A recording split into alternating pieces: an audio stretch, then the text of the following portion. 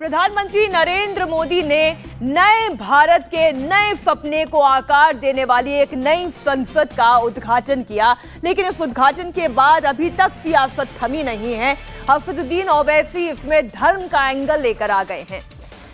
केवल हिंदू पुजारियों ने संसद के अंदर पूजा की। असदुद्दीन ओवैसी ने कहा, दूसरे धर्म के लोगों को अंदर नहीं लेकर गए पीएम। पहले तो आरजेडी ने नई संसद की तुलना ताबूत से की थी, लेकिन एआईएमआईएम चीफ असदुद्दीन ओवैसी ने इस पर मजहबी कार्ड खेला है।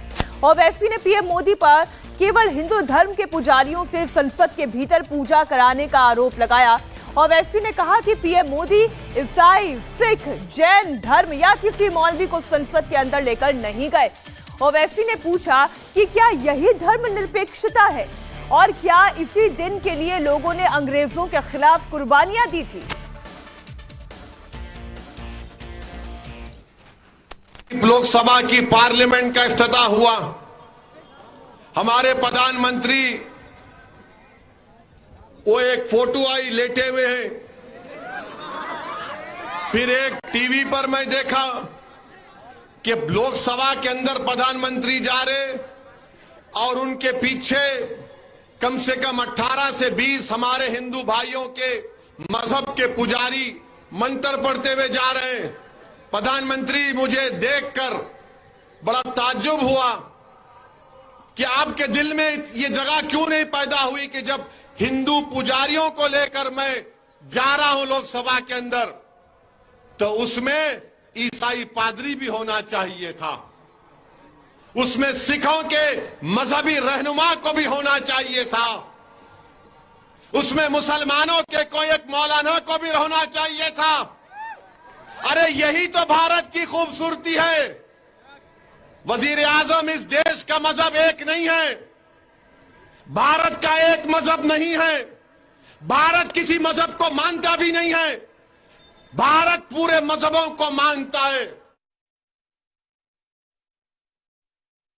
मगर अफसोस हुआ देश के प्रधानमंत्री, आप सिर्फ एक ही मजहब के लोगों को लेकर गए लोकसभा में।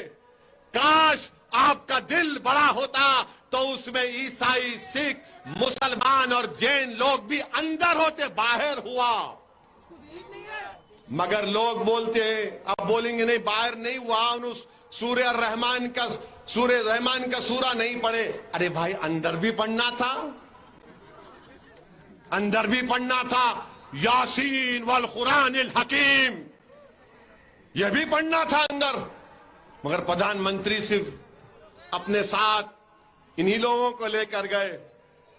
वो लोकसभा का नया इफ्तिताह नहीं दिख रहा था, ऐसा दिख रहा था कि कोई दिल्ली के सुल्तान की ताजपोशी हो रही है। अफसोस हुआ।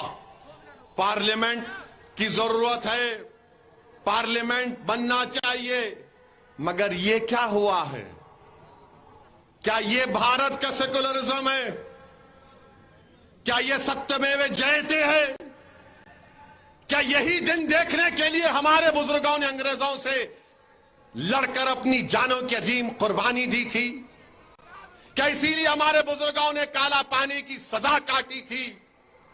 क्या इसीलिए जलियांवाला बाग में हमारे बुजुर्गों ने अपनी जानों को कुर्बान कर दिया अंग्रेजों की गुलामी से आजादी हासिल करने के लिए? क्या इसीलिए बहादुर शाह जफर के सामने उनके बेटों की कटे हुए सर को लाकर पेश किया गया था?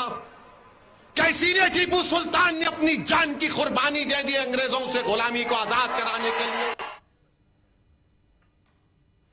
असदुद्दीन ओवैसी ने कल नई संसद की तुलना ताबूत से करने पर आरजेडी की आलोचना की थी, लेकिन ये वही असदुद्दीन ओवैसी ही हैं जिन्होंने आदिलाबाद में अपनी रैली में रुख बदल लिया और पूरे मामले को हिंदू मुस्लिम रंग दे दिया। ओवैसी ने आरोप लगाया कि प्रधानमंत्री मोदी धर्मनिरपेक्षता का पालन नहीं कर रहे हैं। उन्होंने संसद के अंदर केवल हिंदू धर्म के पुजारियों से पूजा कराई, बाकी धर्म के धर्म गुरुओं को नजरअंदाज किया। ओवैसी ने नई संसद के उद्घाटन की तुलना किसी राजा के राज्याभिषेक से कर दी। कांग्रेस समेत तमाम विपक्षी दल प्रधानमंत्री मोदी की तुलना राजा से कर रहे हैं और अब असदुद्दीन ओवैसी ने भी लगभग उसी अंदाज में पीएम मोदी पर अटैक किया। करें India TV news Google play store या ऐप स्टोर पर।